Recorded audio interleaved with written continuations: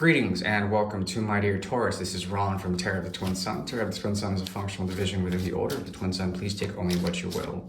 The second house is open, as well as the morning star, Venus, is open, which is an interesting planet in that it actually emulates or is a twin to the Earth.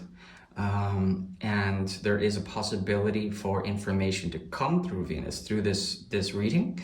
And we're not going to be sort of discounting that. Shukracharya will be the divine agent for this particular reading, and basically it's Venus as a godhead, Venus as incarnate, the bodily Venus that we are concerned with here.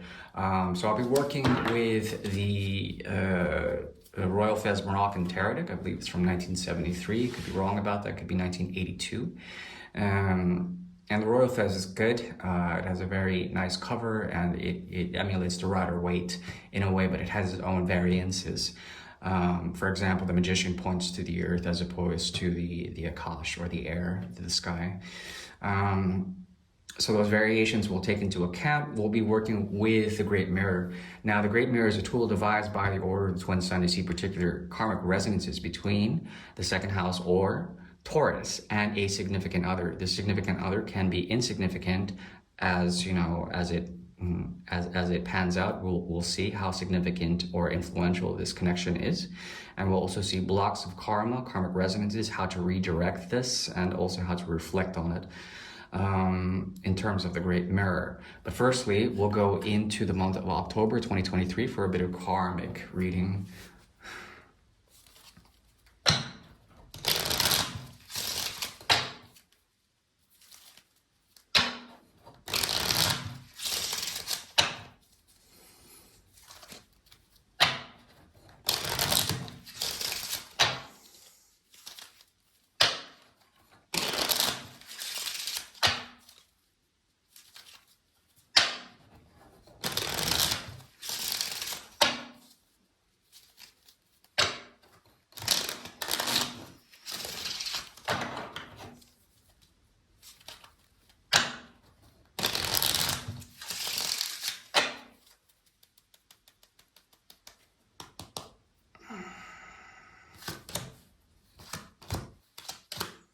Okay, so when it comes to this month of October, there is a retroactive gaze. You look to the past.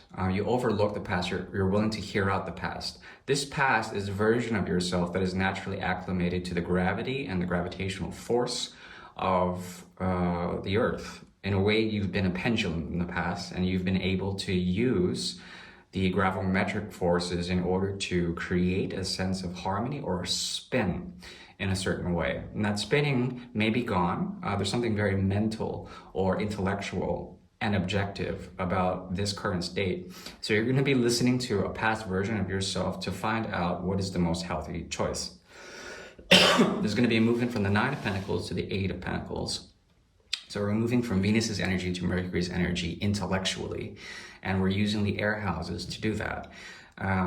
And that is basically finding the seed that was planted in good health and then working on something in the future. What is this leading to? It's leading to the King of Cups, with the hidden truth. What is the King looking at? The King is looking at the Four of Pentacles. Okay, so someone is envisioning you to, I would say, divide your time and to reserve it to create a commitment or a pact of some sort.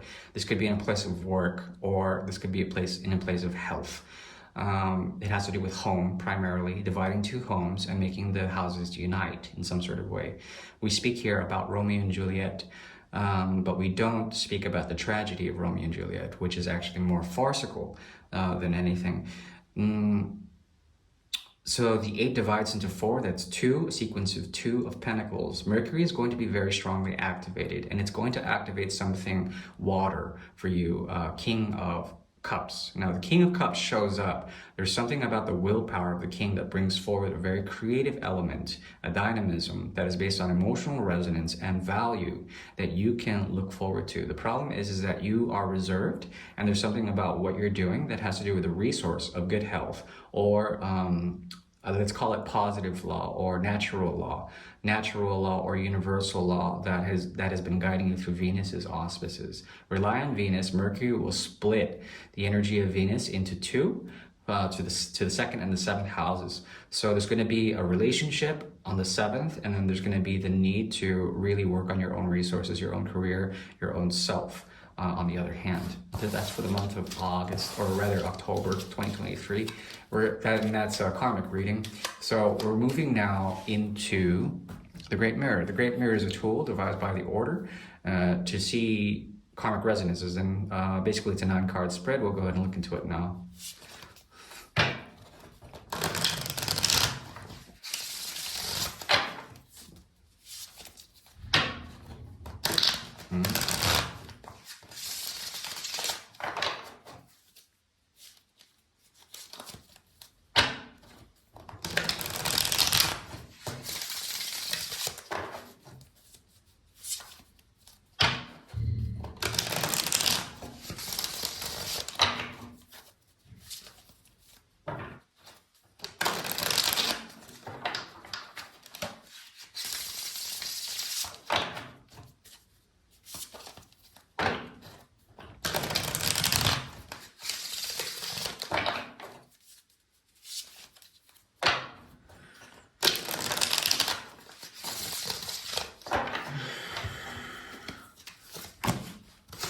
Okay, so the Ace of Pentacles is very strong for your reading. Now, the Ace of Pentacles talks about a hidden resource, a seed, a new beginning. And this new beginning is something that you may be seeking out, or it's an old beginning that came and was implanted and you need to see that out. It's like an unplanned pregnancy, or it's something that you buried in the past, the hidden treasure that is trying to be re-earthed or unearthed in some sort of way.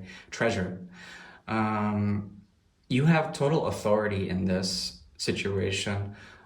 There's something about what you're doing on a soul level that has to do with a blank slate, a carte blanche, and the ability to write your own fate when it comes to this. There's something about retracing steps and no longer doing that. It moves to the Six of Swords. There's something escapist about what you want to do. It's in order to find something that you've lost, find something that's been lost or forgotten, the lost and found. This person is chilling out. They're not trying to do anything too crazy. Let's see here, the 7, and they move to the 8, or they come back to the 6. There's something about their path that they're trying to make clear, and they're chilling out in order to do that. They want you on a very deep level to give them something that they wouldn't expect, but even if they got it, they would reject it in some sort of way. Very strange. There's a 5 of Swords, 4 of Swords in reverse. There's an element of restlessness, or there's something that moves Taurus into activity. And it has to do with the mind, and you're willing to share communication with them in order to close off a deal, to close off a sequence with them when it comes to the swords. That would be the 4 of Swords in reverse in terms of willpower. That's what comes out. They want you to give them a sense of mental clarity as well as emotional mental clarity. So communications that mean something, that have weight, that have value in terms of the Holy Grail, in terms of like the cup of Christ, the womb at the same time. All idealisms are shot in terms of this. I would say that there's no chance for romance. At the same time, the 8 of Rods shows up. I mean, you would bring the 8 of Rods in reverse. There's something energetically ambivalent about what they do, whoever this is. Meaning that if you were to give something, they wouldn't naturally accept it. There's something about a loss of passion. There also is something about they would naturally return to you that which you give them if you were to give them anything at all. So there's a natural sort of instant karma in this situation. The idea here is to embrace the path of glory. There's something that you've already have, or you've already taken. And it's like a hidden treasure, this path. There's an ability to activate the 11th house in reverse, the 5th house.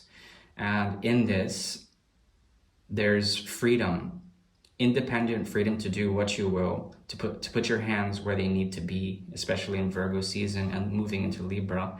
This has to do with primarily if you're dealing with the 7 and the 2, in terms of Venusian energy, there is a movement from the 7 to the 11. Okay, so there's a desire to do things. Your hands go desirously into the right places, and you have agency of freedom if you want it. Independence, complete independence.